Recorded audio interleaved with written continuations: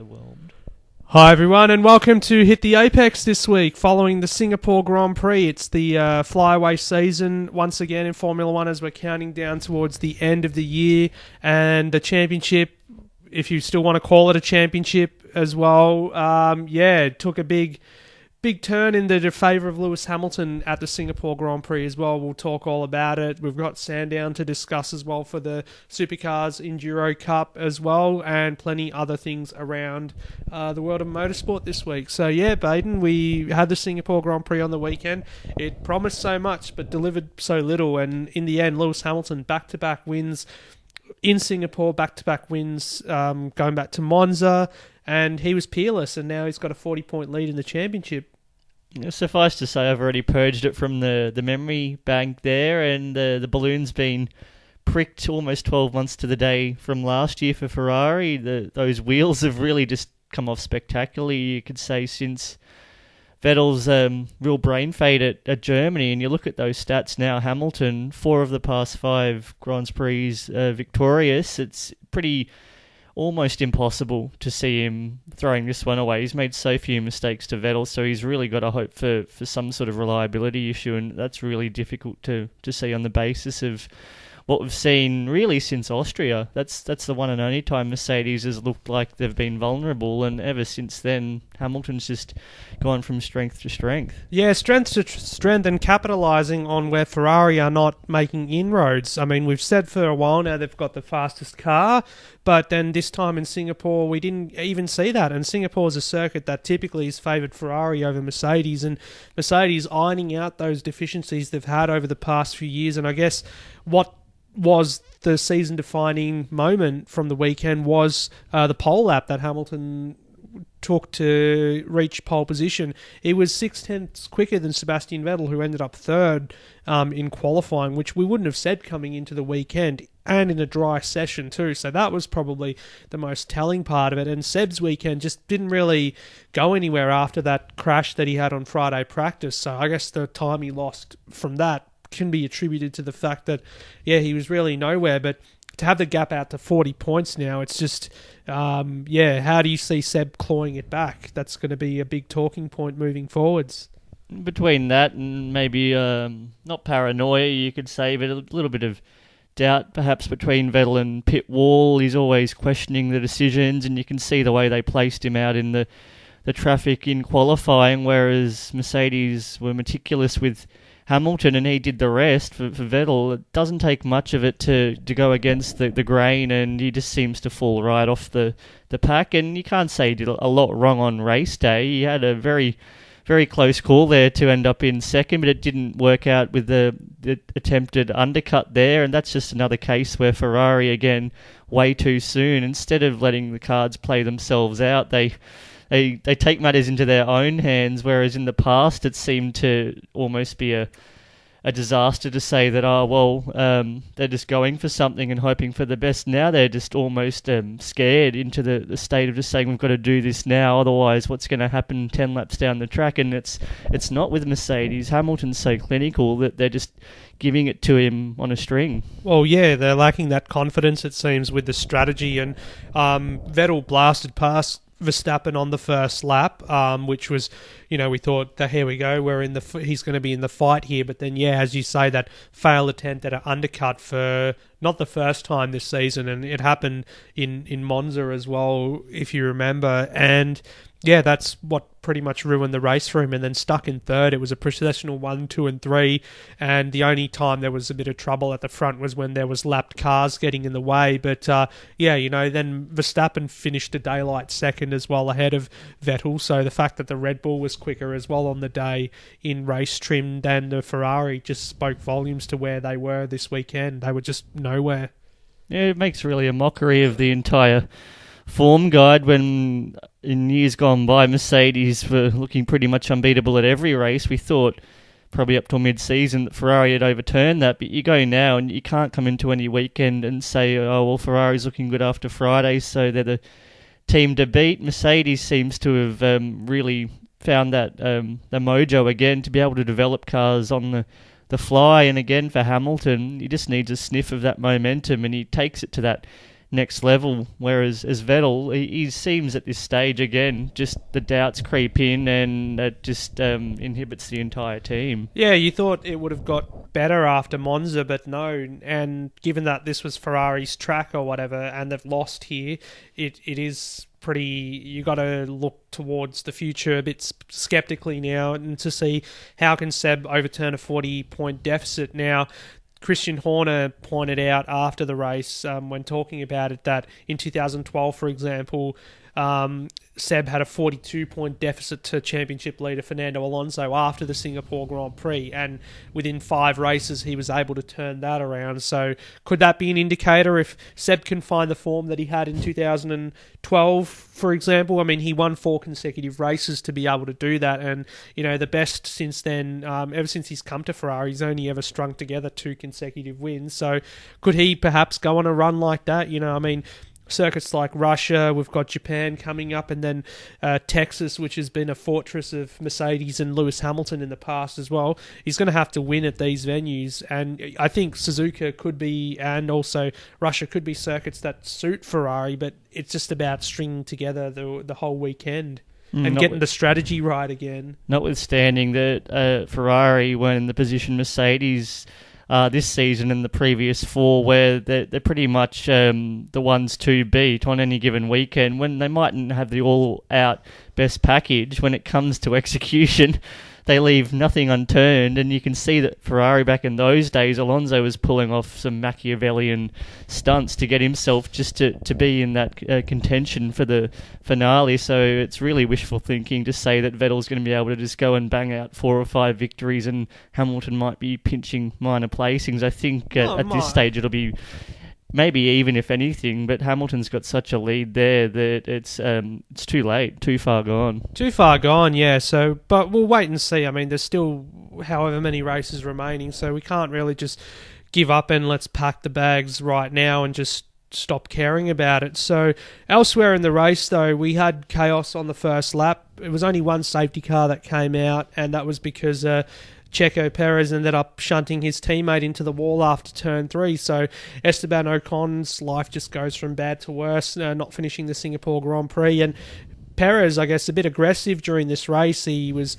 made angry, I guess, through a strategic error from his team that put him behind the Williams cars after his first pit stop. Then he was upset about Sirotkin not letting him through, even though they're driving for position. Then he ended up tagging Sirotkin, which Perez got the drive-through penalty for. No. According to Force India's Twitter feed, though, Sirotkin ran straight into him. That's like what we need to believe. Like a torpedo as well, they said. Because clearly, alternative facts, it depends on perspective, and if you consider their account to be the true one, then he never ran into the Russian at all. Well, that was deleted straight away anyway, that tweet. So, but now that it's out there, everyone knows. But it almost seemed like a Sebastian Vettel style hit from Baku last year on Lewis Hamilton. So, bit aggro there from Checo. He finished P16, so no points for Force India after the run that they've had since Belgium. But, poor Sergei Sirotkin involved in so many incidents during the day. He had a 5-second penalty for shoving Brendan Hartley off. Then he was involved with Roman Grosjean as well, which Grosjean got a 5-second penalty for. And Grosjean, I guess, in a lot of trouble. He's nearing a race ban, it seems. For the second time in his career. For the second time in his career, because what happened is that he was getting in the way of the leaders, and Lewis Hamilton and Max Verstappen were not quite happy about that, and Grosjean just trying to hold his own ground. To be fair to Grosjean, it's a bit of a jungle there, and when he's got traffic around him, it's not the easiest, but he does have to understand that context. And you could see Hamilton, out of nowhere, that 4-second lead was down to about 2/10, and Verstappen even had that semi-opportunity, didn't, probably wisely so, he held back, but you could see that really was unacceptable from someone with such experience there. So it's a shame for the Frenchman, considering that he's rediscovered his touch a little bit in the past 5 or 6 races, but you wonder whether if he does cross that threshold for a ban, whether that could be the decisive factor, whether he is retained for next season. Yeah, well, he's having to do a lot of work to justify his place on the grid for next year, and personally, we've sort of agreed, haven't we, that we'd like to see someone else in that Haas seat. But, if he does, given the state of the silly season, but if he does enough, I wouldn't be opposed to him being there anyway. But yeah, a lot of chaos there in the minor, not even in the points placings. These guys were outside the points pretty much the whole time, and then, yeah, being lapped by the leaders too. So taking it back into the points, we had a late charge from Kimi Räikkönen, which wasn't enough to pass Bottas, who was P4. Then Daniel Ricciardo, race of status quo, he stayed 6th. I guess good to see Ricciardo actually finish a race for the first time How the mighty in a have while. fallen. We're Yeah. now celebrating P6 when it was looking like he might just have a chance of being in the title frame after Monaco. Yeah, exactly. So the fact that his end to his Red Bull career doesn't look as glorious as we would have hoped it to be. He's still got a few races to go, but Red Bull themselves, I guess, with Renault, they're talking about switching back to the B-spec engine for Russia, whether that's going to fix their reliability, the problems that they've had over the past few races with that Renault engine. I mean, And remember the Renault... Verstappen's got to take a penalty, I believe, now for Russia. There was talk that was on its last leg, so the end of this tenure with Renault can't come soon enough. I Yeah, think, for Red so Bull. the fact that, that tenure's coming to an end as well, they're probably just waiting for the final race to be done and over with and to start anew with Honda next year without these reliability issues that shouldn't be plaguing them this late into the hybrid era when you look at Mercedes and Ferrari and how bulletproof they've been, touch wood, this season. It really is just striking for every weekend. It does seem since Austria, really. Well, this was the first time, I believe. 9 or 10 races that we've had dual Red Bulls in the points, and that's really hard to believe considering they've won 3 Grand Prix this season. So I think the only team to have both drivers win races this year as well. So I think it's just a shame the way it has petered out there, but at the same time, you can see that relationship they're building towards the future, so they probably won't lose too much sleep with third and the constructors secured. So we did hope Singapore would have been their opportunity for a win. Verstappen really... He drove his legs off there to get a P2, so you can see that they're still maximising opportunities with what they've got to work with. yeah, and that's the important thing. So even though they've just not given up, even though they hate Renault, basically they've done it all year. Force India, their implosion, I guess, allowed a couple of Spaniards to finish in the points too. So P7 and 8 for Fernando Alonso, Carlos Sainz. Important to point out too that this is the first time since Melbourne that McLaren were actually the best of the rest behind the big 3 teams as well. So I guess some crumb of comfort for them, even though going into Russia, they're probably going to struggle, even though they're talking about having some radical setup on their car to try and get through those high-speed corners. But yeah, on the low downforce or the high downforce setup, low speed setup here at Singapore, I guess they were able to capitalise. And Stoffel Van Dorn missing out on a point there with Nico Hulkenberg taking 10th, and he and Marcus Ericsson did a late stop strategy and were in contention for the point. But yeah, that Renault getting in there for 10th to score a point, pretty crucial. So Renault, I guess, shoring up again that best of the rest Monica in the Constructors' Championship, and then Charles Leclerc 9th as well again for the Sauber driver. Yeah, well, back to Alonso, really just pleasing to see him bank another haul of points and just showing again that with what he has on his part to work with there, that he's pushing it pretty close to Hulkenberg in that tier 2 of the standings, and it's just been overlooked really since that news came through that he's on his way out, but he's still as competitive as ever, and they've got nothing to lose for Russia to try something extreme, and chances are it won't come off, but I'm sure it'll be music to his ears and Van Dorn's, who really can't take a trick, and they're both just marking time at this point, so you hope that they do move on to better things, perhaps both of them stateside in 2019, but for Renault itself, you can see that they've really flown under the radar. They just keep chipping away with points without being anything too spectacular, and they just continue to build, and the signs are in another 12 months they'll be perhaps ready to take that legitimate jump to be a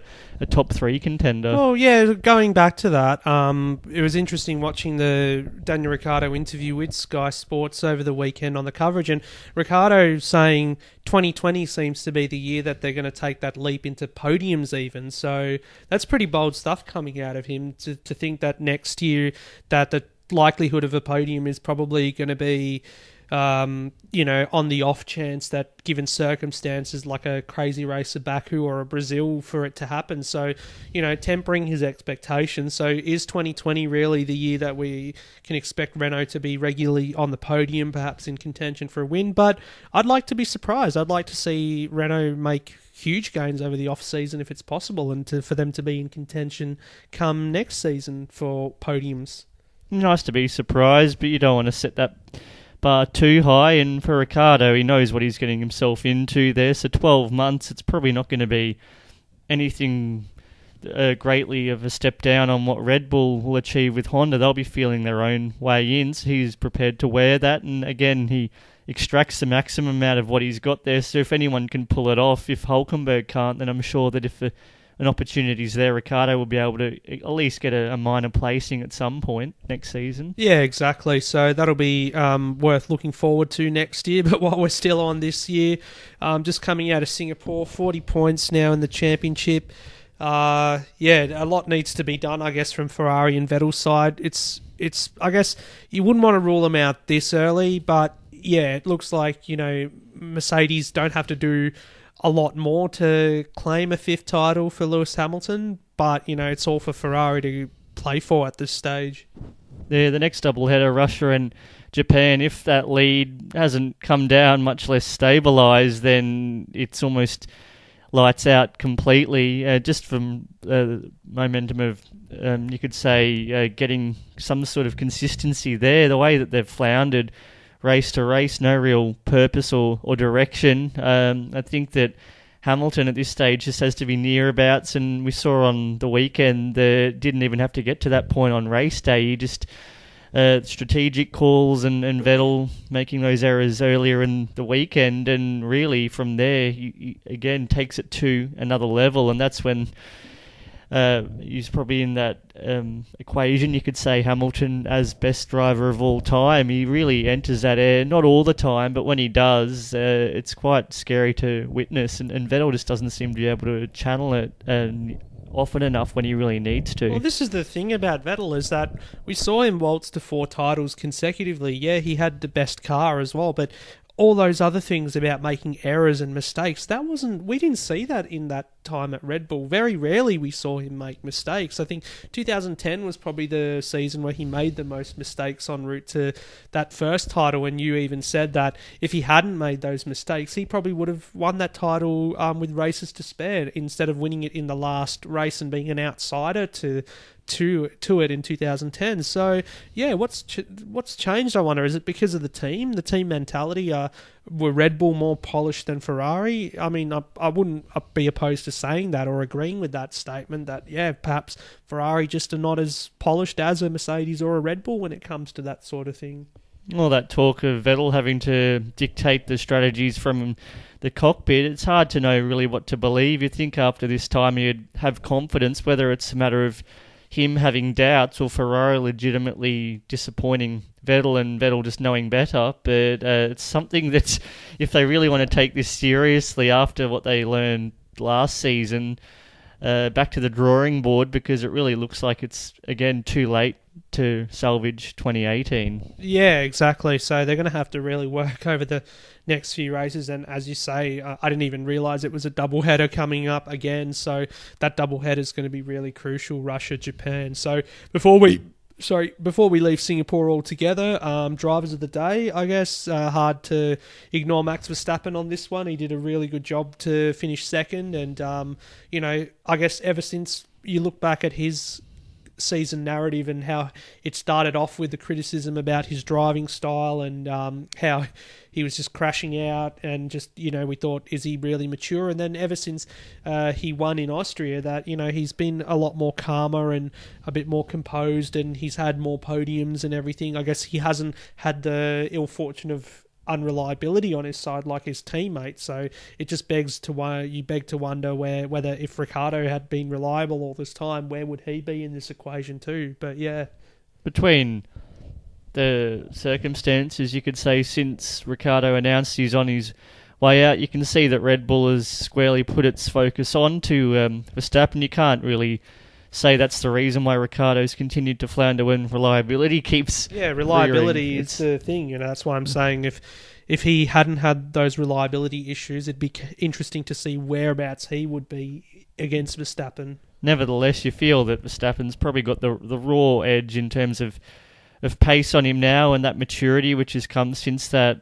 pretty shambolic opening 4 or 5 races he had. He had the red mist moment at Italy, but other than that, you could say that he really looks like 2019.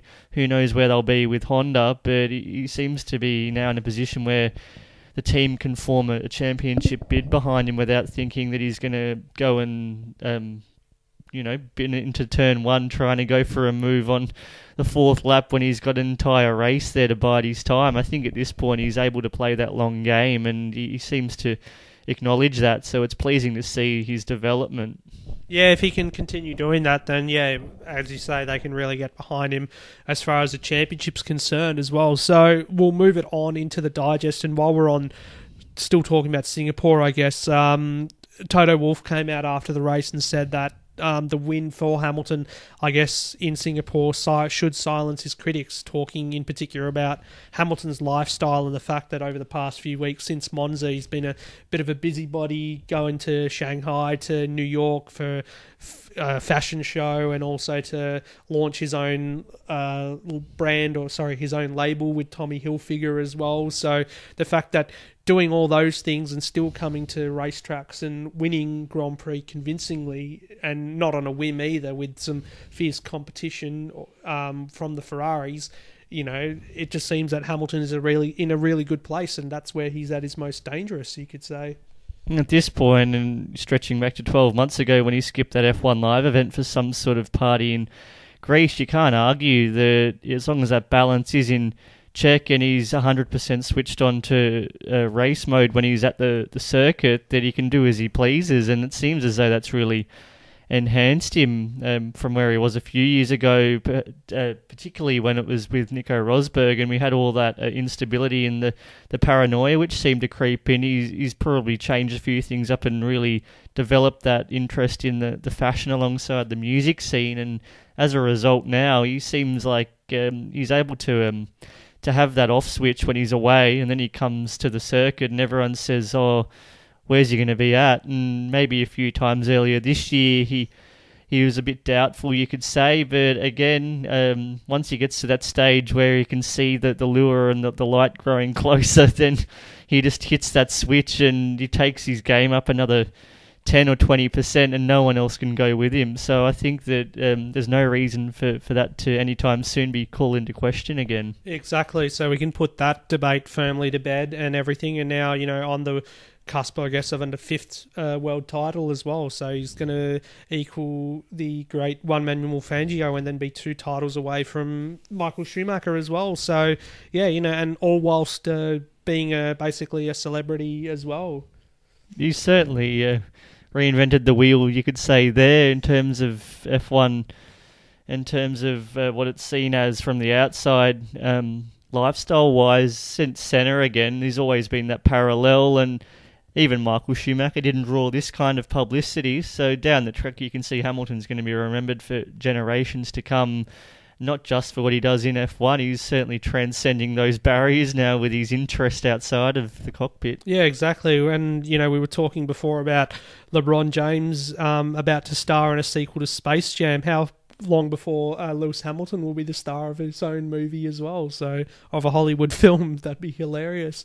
Yeah, you can see it coming by, 4 or 5 years after he's retired, there'll be a biopic, and the way he's talked in the past, wouldn't be surprised if he wants to make it a proper film starring himself rather than being a straight-up documentary. Yeah, exactly. And he'll star as himself, I'm guessing, as well. So, if you remember, he was in the Zoolander sequel as a cameo. So, that's, I guess, the start of something else for Lewis Hamilton there. But bringing it back to F1 and staying on the topic of Mercedes. So, Pascal Wehrlein, who's long been a Mercedes junior driver, has decided to break ties with Mercedes in a bid to land an F1 seat elsewhere, and that is rumoured to be Toro Rosso. So the rumour about is that Toro Rosso will sign Wehrlein and have Danny Kvyat return to their lineup next year. So, I guess an important move in the career of Wehrlein. He spent 2 years, 1 year with Manor, who was with Mercedes, and then with Sauber, and then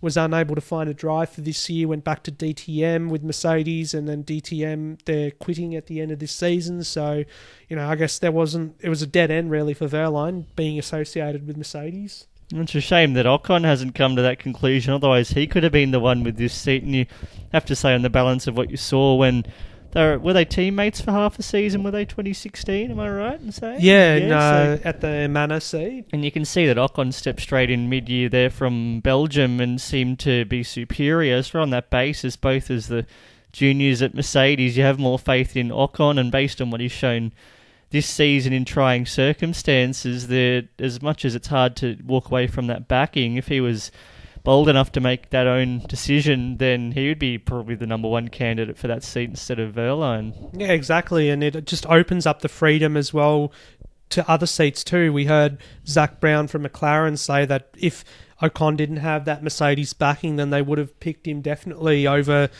promoting Lando Norris. It's the fact that, being a Mercedes-affiliated driver means that somewhere down the track, Mercedes are going to want Ocon back into their fold. So rather than... And you kind of have to agree with Brown on this, that, if they're trying to build a team for the future, they want a driver that's in it for the long run if they're going to keep him long term. And I guess Mercedes, like we see like we saw with Carlos Sainz this year being loaned out to Renault, if Red Bull wanted to, they could have easily just said, right, with Ricciardo moving on next year, we were going to put Sainz back in the Red Bull, but then Sainz broke ties with Red Bull to be able to go over to McLaren. So I guess it's a positive. It's got a lot of positives and a lot of negatives too, being affiliated with a manufacturer or with a brand, as you wrote about this week as well.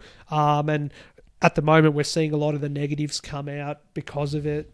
It just shows the inherent flaws in both F1 and these programs from the manufacturers, that they've got all eyes on the titles, and they have the breeding ground there of these this talent that's ready to come through. But when you reach a clot at the top and no one's moving on, what do? They've got absolutely nowhere to be shifted, and all that investment just suddenly goes down the toilet. The money and the time, it just seems like it's completely null and voided. Yeah, well, because with if you've got Lewis Hamilton and Valtteri Bottas at Mercedes, neither have done anything to warrant being moved on. Well, Hamilton, obviously, but Bottas, I mean, he's not been driving too badly to warrant being moved on. He wasn't driving badly at all until he was called the wingman and made to sign up to a very subordinate number 2 role for his extension. You can say since then the results speak for themselves. But it's no reason to move him on or whatever. And then Ferrari, I guess you've got to take your hat off to them. On this occasion, they've actually, for the first time ever, they've actually promoted one of their own juniors to the Scuderia itself. So, they've done it. Red Bull have done it, but not as often as they should have. And now they've ended so many drivers' careers that we've ended up with a lack of drivers in that junior pool for them to choose from, with the guys like that Dan Ticktum and another guy who's racing in F2, a Japanese driver. His name escapes me, but Matsushita, is it? Not Matsushita, but they're not even qualified to be able to make the jump into Formula One, so that's why they're having to go back to. Somewhat ironic. Let's get someone who was in our academy 9 years ago, or 2 Brendan years Hartley, ago, but whatever then, and Danny be. Kvyat, who was sensationally sacked, of course. But on the subject of Kvyat, it's actually interesting to hear that Franz Tost is a big fan of him. It's and he wouldn't have. If it was left to his own devices, he wouldn't have got rid of Kvyat in the first place. But because it's Helmut Marko's agenda, that, he ended up being moved on that time. But, anyway, that's the state of play at the moment. And going into the next thing that I want to talk about too, which I've written about today in regards to IndyCar. So Scott Dixon claimed his 5th IndyCar title on Monday morning, with Alexander Rossi, I guess his hopes having been destroyed with that first lap collision with Marco Andretti. He couldn't really make it back from there to challenge to finish. So, I guess the end of a really good season though for Rossi, but without a title. But Alexander Rossi, he's another guy who's just escaped F1 because there's no room for him. And, it was unfortunate that Haas came out and Günther Steiner said that, there's no American drivers qualified enough to race for us in F1. Whereas, look at Rossi's performance in IndyCar this season. It totally warrants him being on the F1 grid. But the fact is that it's not going to happen, and now F1's lost a super talented young driver to another championship. And this is not, I'm not detracting from IndyCar. I think it's a great championship, but yeah, wouldn't you rather see him in F1? Same with Van Dorn, who looks like he's going to go to IndyCar, as you said before. Fernando Alonso, we all know that story too. Can only hope that F1 learns from it. At the same time, Haas or whoever might have been interested in Rossi couldn't have been certain of his ability until he did make that switch and he wins the Indy 500, and now that consistency where he's a legitimate championship contender, I'm sure that he's very happy where he is in his homeland. But you see, for that future talent, it's a huge market that they've struggled to really penetrate stateside in the past few decades. So it'd be high on Liberty's priority list to foster a talent there alongside that Miami Grand Prix, which is a couple of years away, to get some project driver that's from the ground up that can really be a long-term proposition for Formula One and isn't just bandied around in the minor teams. But then again, I guess the appeal of IndyCar has probably gotten bigger over the last few years, especially since reunification, and now attracting guys like Fernando Alonso over Robert Wickens to the championship as well at the start of this year. So perhaps the appeal of F1 might not be as desirable as it was to many of those young open wheelers. Maybe they want to pursue a career in IndyCar. So, you can't really take anything away from them in that case. But it just goes back to F1 then trying to recreate that appeal and make sure that it is doing all it can to foster through this talent, which, it's going to suck not having Ocon on the grid next year. And Wehrlein, it'll be good having him back, but, the lack of Ocon, the lack of Van Dorn. I mean, when I wrote the article today, I was talking about how, it almost seems like the class of 2015 from the GP2 series has now gone to IndyCar. Van Dorn was the champion that year. Rossi was the runner-up.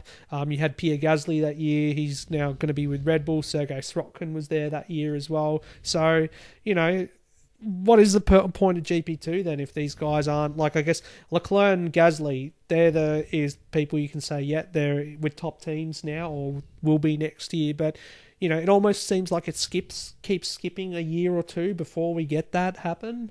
Between that older crop who, until probably this season, we saw the way Massa and Button and co departed, and now we've got Raikkonen, who remains on the grid but ejected from the Ferrari seat.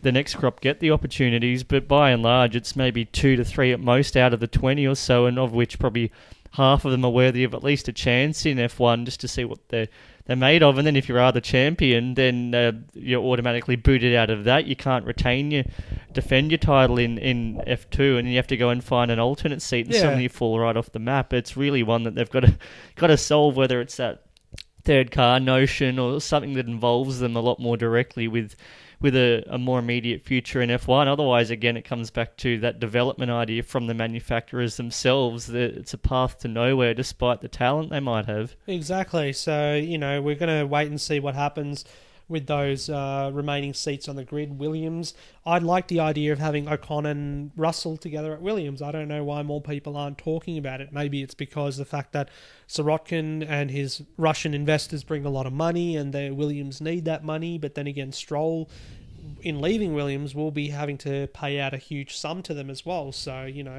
I like the idea of having Ocon and Russell together at that team, effectively a Mercedes B team, but, not much is being said about it, so there's not really much to hope for in that instance.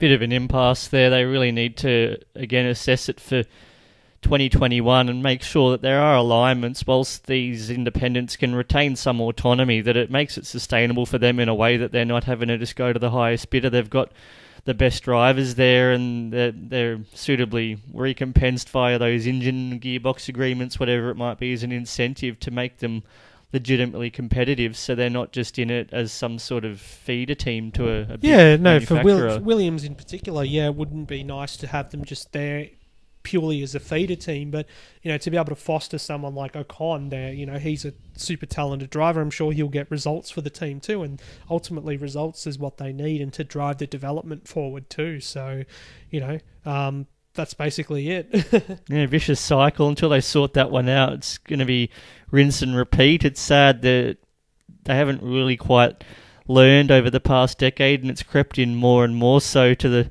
stage now where we're seeing the drivers and that depth, which has probably been enhanced in the past 5 years or so, but they've just got nowhere to go, literally. Even if they're driving the house down, they just find that by default the end of the road, and it's just a sad state of affairs. Exactly. So let's wrap up the digest anyway, talk about a couple of other things. So Jenson Button, we had him win his first Super GT race over the weekend at the Sportsland Sugo circuit in that Honda that he's driving. And important to point out too that this is his first win in any category since 2012, the Brazilian Grand Prix, which I'm sure he would have been relieved about to have as well.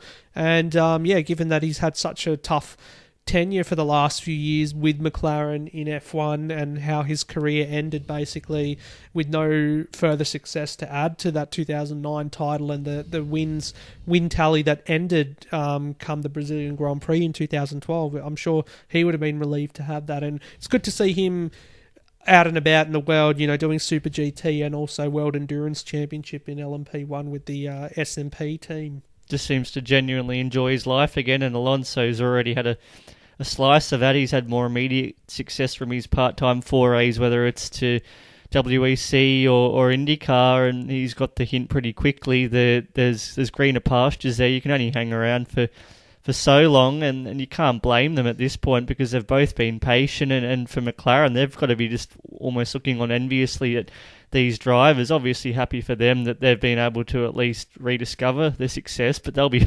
hoping themselves at some time in the future that they'll at least get some taste of it again as a team. Yeah, as a team, hopefully in the near future they'd be hoping for it because, how long can they go without having won? So that 2012 win, of course, was McLaren's last win as well in Formula One. So yeah, they'll be itching to finally get up back on the rostrum as well. And finally too, so just from a broadcast perspective and whatnot, so Fox Sports launching their coverage of the Bathurst 1000, which is in a couple of weeks' time, and for the first time the race will be seen with no ad breaks and no, what do you call it, the picture-in-picture commercials that they had over the past 3 years, which was really annoying, but also for the first time in glorious 4K, so I'm kind of bummed. For those who are privileged, that is, it's about 5% of the population, yeah, you'd probably, say that. And maybe 2% of them will be watching Bathurst in 4K, so, I really wanted to get my hands on one of those TVs and upgrade the Foxtel as well in time for the summer. But yeah, Foxtel didn't really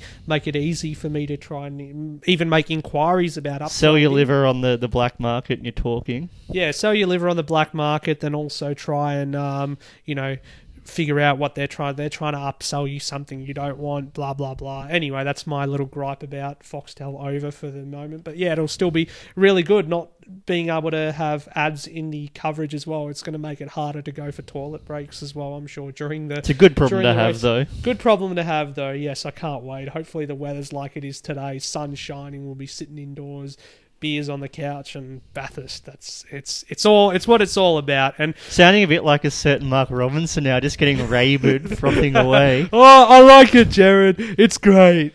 Yeah, just getting worked up like a wind-up doll. Yeah, exactly. Sort of shaking the mountain, Conrod, and all those classic corners where the rowdy crew at the top might just get a bit raucous once they've had a few tinnies when they get their allotment of a case per day each, whatever it might be. Yeah, if they don't go and bury them in the dirt a week earlier. But it's going to be really good this year. We found out too that Ford Performance in their tie-up with Tickford and DGR Team Penske next year, they're going to be bringing their Le Mans winning Ford GT car to do some demonstration laps with Ryan Briscoe at the wheel as well. So Briscoe returns to the mountain as well. Since the last time he was there, I think, was with Russell Wingle back in 2013. But yeah, that Ford GTE car, I really loved that car, and for it to come and cut some laps of the mountain is going to be epic to watch. Hopefully they have it on TV because we won't be there of course. But yeah, talking about Bathurst, then let's talk about the lead into Bathurst with the Sandown 500. And yeah, unfortunately you weren't able to be with me that over the weekend, but it was still a great race weekend, and I'm sure you were able to watch the replay. Saw the majority, yeah. A weary Sunday night review, but I've got to say, on the whole, it looked like not the most enthralling affair, but certainly one where one particular team made a pretty emphatic statement. Yeah, it was more like a dominant statement with a historic 1-2-3 for Triple Eight, and also on the 15th anniversary of their arrival into Supercars. It was actually at the Sandown round 15 years ago that they actually had their first ever round. So, congratulations to them. Jamie Whincup, Paul Dumbrell, they've been a bit lost over the last couple of years, but this was the form that we saw from them in 2013, 2014 when they dominated the Sandown 500 there and finishing, a daylight first ahead of Shane Van Gisbergen. Earl Bamber in his debut race on the podium too, and nice to see Cray Lowndes and Stephen Richards up there as well, third. You can definitely say that, again, they've timed the run to perfection, whilst there's got to be some doubts from DGRTP. The reality is still very much in the game and doesn't take much to go either way at Bathurst, and McLaughlin still formidable for one lap for qualifying and shootout mode, so they've really just got to maintain a level head and really get to Bathurst, even if they're not on the top step, at least thereabouts, and they've still got a bit of time to make it up. But the signs do point towards Triple Eight. They've just they're on all cylinders, almost like you see with Mercedes and Hamilton peaking at the right time, and then they become that on unstoppable force over a decade now. And their car speed has just been phenomenal. Like, ever since, I guess, Taylor and Ben, you could say they've just had that speed and that edge over the DGR team, and their form slump, I guess you could say, continues. Scott McLaughlin finished fourth in the end, but on a mighty 25 seconds behind Jamie Whincup, and all weekend he was complaining about having a lack of straight line speed. So for the first time, I guess, we're seeing that new ZB Commodore, first time since the start of the season, really come into its own again. And I guess the outgoing Falcon, as it is, the FGX, is starting to struggle a little bit, and hopefully it's not a sign of what's to come for the rest of the season, because we want to see this championship go down to the wire in Newcastle. But if Triple Eight are pulling ahead, it could be game over for McLaughlin. And going into Bathurst as well, he's already said that they're worried about, how the form's going to be going there. But it's Bathurst, anything can happen.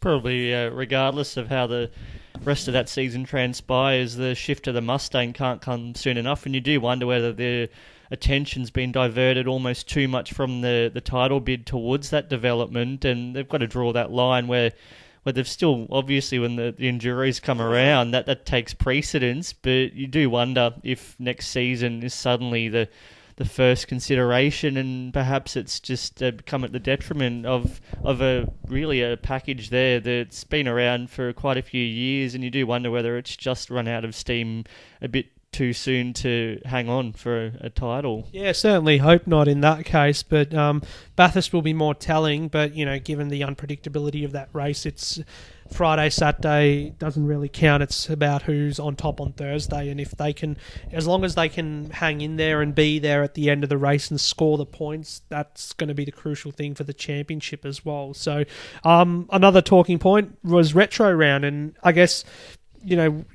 even on TV, watching it on TV, you can see that, it's Supercars has really embraced it for the Sandown round. It started off as a bit of a gimmick, you can say, but I guess it's not really anymore, given how it's embraced by everyone. The liveries that they do every year for certain cars, the tribute liveries, and then trackside they have those activations. They've got competitions, and everyone dresses up. It's really good to see a bit of a blast from the past, and seeing kids as well embrace it too. It means that the sport has a really rich history, and the fact that if kids can tap into it, it shows that there's going to be a lot of fans moving forward. So yeah, I think it's a great idea, and it's working really well. It's just a shame when Sandown finishes in a couple of years' time, whether they're going to keep Retro Round or not. It's built nicely over the past few years, and sometimes it does flow over to Bathurst. You see some teams that livery can be really popular, and they'll keep it for the great race, and it does make you wonder again whether F1 could ever get in line with it with Liberty and get around all that contractual imbroglio with with old sponsors not wanting that association and wanting the payouts to have the tie-ups there, but it's something that would have a lot of nostalgia on the Formula One front to see some of those liveries going back to 70s and 80s and the Halcyon days when they really got on board for the first time, and they were a lot simpler back then and not the real glut of indiscreet sponsors from far ends of the world that you see, and it has to suit their particular need for a colour scheme, and you can just see that classy elegance simplified in supercars. It does have a place, and it knows its place without saturating the sport. Yeah, someone like a Williams, I guess, would be best suited for that retro thing. You know, they could pick one of many iconic liveries to use as part of a retro round if they ever did it in F1. So, you know, it's just...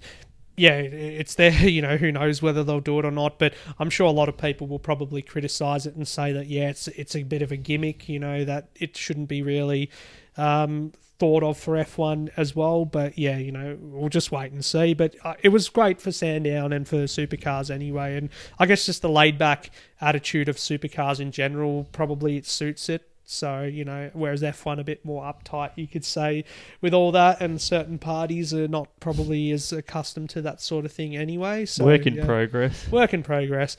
Melbourne weather, another talking point. So we had sunshine on Friday. It was like 20 degrees, 22 degrees, I think, on the Friday. Saturday, it hailed, so that caused a lot of chaos during the qualifying races, and we saw, you know, strategic tyre choices and whatnot was just all over the place. And then freezing cold on Sunday, so even though the sun's out, I'm standing there with my camera all day, and by the end of the day, no joke, my hands were numb. I couldn't feel them at all because of how cold it was. It was like, it felt like it was 9 or 10 degrees during the day, even though the sun was shining and we didn't really have any weather about. Just one of those novelties where Melbourne throws everything up, and all things considered, you can see they did well to escape some major carnage in previous years, even with perfect conditions. Has been really chaos you see on the back straight there most years. Someone's in a big wreck, so everyone behaved very nicely when you look at it all, and probably for the best, keeping an eye out to Bathurst. The repair bills aren't too severe. Yeah, well, also given that turn 4 usually causes a bit of chaos, as you said, and at least I'm grateful that this year we got to the full 161 laps, unlike last year where, you know, we had that race shortened ultimately because of the crash for Todd Hazelwood and the Tim Blanchard car. So, yeah, going into Bathurst, of course, having the repair bill not there is going to be good. But then Bathurst as well, last year we had rain throughout the whole day and basically caused chaos everywhere. So hopefully we're going to have a bit more, I guess, less chaotic race, but more intriguing. We don't want to see just one driver walk away with it. No, that's often the thing. It's a bit of a slow burn, and as long as it's not like 2016 when the first 100 laps was a procession, then we'll be quite satisfied. Exactly. So, yeah. And then quickly to wrap up, looking to a star of the future. So, Will Brown was probably the standout rookie for me over the weekend, notwithstanding Earl Bamber, of course, but he's a well-established driver in the world of motorsport. But Will Brown, who in 2016 won 2 championships in the same calendar year, the Toyota 86 Series and the Formula 4 Championship. He's partnered up with Anton De Pasquale, who's done a really good job too as a rookie this season for Erebus, and finishing 12th in the end, those guys. And, you know, Brown, he's been aggressive all weekend, so he's been quick during practice, but also in the qualifying races, he was just really muscling his way through the grid, fighting those established guys and guys who've been co-drivers for a long time as well. So, and that's really good. So we've got a new young driver to look out for, I guess, in the future. You'd hope he's ushered through sooner than later. I guess GRM is the number one candidate when you see that they let the new talent come through the ranks, not before their time, but as a breeding ground, they're happy to give that opportunity. And you've seen as well, Chaz Most, the way he came through and he's blossomed, just needs the right package now. So you hope Will Brown, on what he's shown, he'll get a full-time gig sooner than later. Exactly. So, yeah, let's wrap things up anyway. And things that stood out to us this week in the world of sports. So, obviously, the footy's coming to an end. We've got the prelims this weekend, and next weekend it'll be the big dance, the grand final in both codes. So, you know, Collingwood, they were able to pass and get in through to the prelims. It was a good game on Friday night. So what about this Friday? Yeah, I think all attention in the town will be on that sellout within 5 minutes or so. A bit of a shame, the debacle that has been the entire final series, essentially. Just you have to be a member, and even then you're still being gouged, and if there's a chance of getting a seat afterwards, then you have to take out a mortgage to get a nosebleed seat. So you can see that that's always going to be an issue. But as far as a viewing spectacle, first time in I think 38 years that Richmond and Collingwood have met in a final, so it's going to bring the house down regardless of the outcome there. And from a completely biased perspective for Collingwood, not overly confident but optimistic, and as long as they're on their game, and the previous 2 times they've played each other they've been right with Richmond till the final break, and with a few star players back in the side, I think that there is a potential to take it all the way to the siren, and the rest is down to them. Yeah, exactly, but it's going to be mouth-watering, I guess, the Friday game more so than the Saturday West Coast Melbourne one, but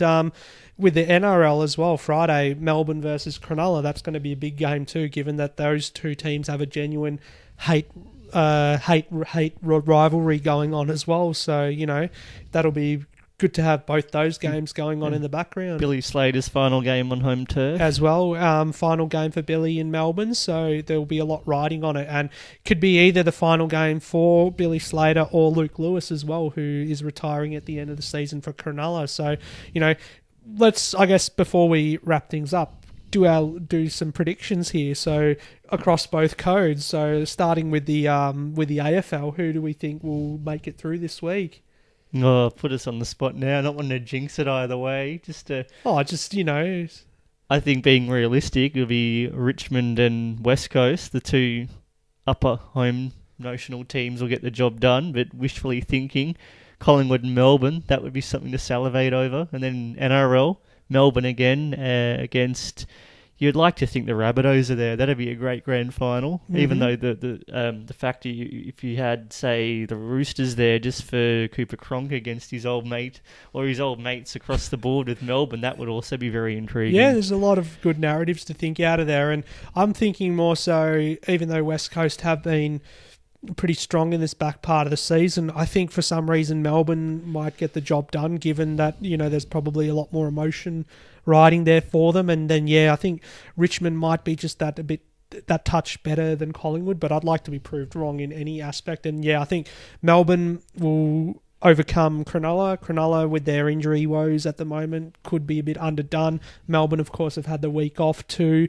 And then South Sydney over the Roosters as well. I mean, Roosters are not under strength, but the fact that they're missing Latrell Mitchell and Dylan Napa still, I think they're not going to be able to put up with the likes of a full-strength South Sydney, with the likes of Greg Inglis, Dane Gagai, a fired-up Sam Burgess as well after the controversy that's gone on over the past few weeks. So, I think that'll be a fairy tale for South Sydney, like you said, with if Cooper Cronk makes it, but for South Sydney with their new coach as well. If it's South Sydney versus Melbourne again, given that Anthony Seibold, the Souths coach, was actually the apprentice of... Everyone's got a sentimental tie to the other. Yeah, basically. So master versus apprentice in the grand final, that would be something. So, we'll leave it at that then.